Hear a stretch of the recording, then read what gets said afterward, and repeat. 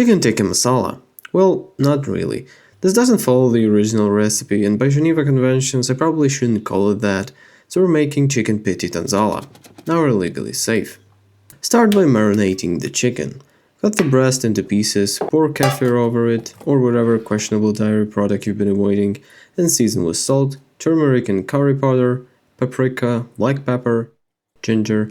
Then add the secret ingredient, MSG, which as we know stands for Mega Super Gastronomical. And don't forget about garlic. Combine everything using your natural hand mixer, then remember you forgot the nutmeg and cinnamon, add them and mix again. This time with a spoon, because washing your hands twice in one day feels excessive and the towel is already wet. Let it rest for 10 minutes or overnight. Meanwhile, chop the only ingredient men are socially permitted to cry over, the onion. Technically you should use a yellow one, but I have a bag of red onions that won't eat themselves. I'm sure it won't destroy our chicken Tikka Masala.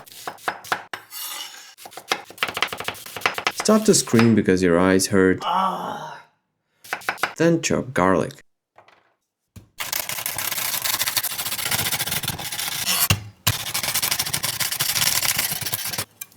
Heat a pan, pour in a bit of motor oil and fry the chicken about 3 minutes per side.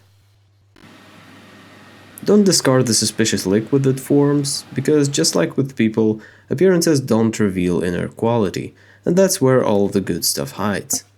Add the onion and garlic straight into that mess. Sauté for about 5 minutes until soft and wet and moist and soggy and where was I? Add tomato puree and almost all the same spices as before. Salt, turmeric, curry powder, paprika, a touch of sugar, or just sweep your floor for leftovers and dump them in. Give it a stir and reduce for about 5 minutes. Now you can leave the sauce as it is, with actual onion chunks in it, like a real man, or blend it, but that's gay. Pour it back into the pan, add the chicken and cook for about 7 minutes. Add cream and give it another 7. The recipe calls for heavy cream, but I already have enough fat circulating in my veins, so I used 15% instead.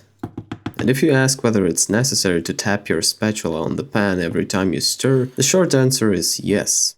If you feel fancy, serve your chicken Tikka Masala around a Michelin-star adjacent mound of rice, or just dump it in a regular bowl like a functioning adult who has better things to do than sculpt rice domes.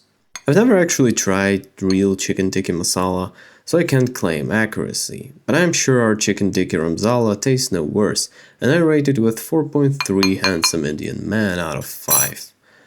On the following day, when you don't need to show off, you can add some pasta water to thin out your chicken Tikka Masala and serve it with noodles. I don't know why I'm telling you this, maybe you'll also over-reduce yours.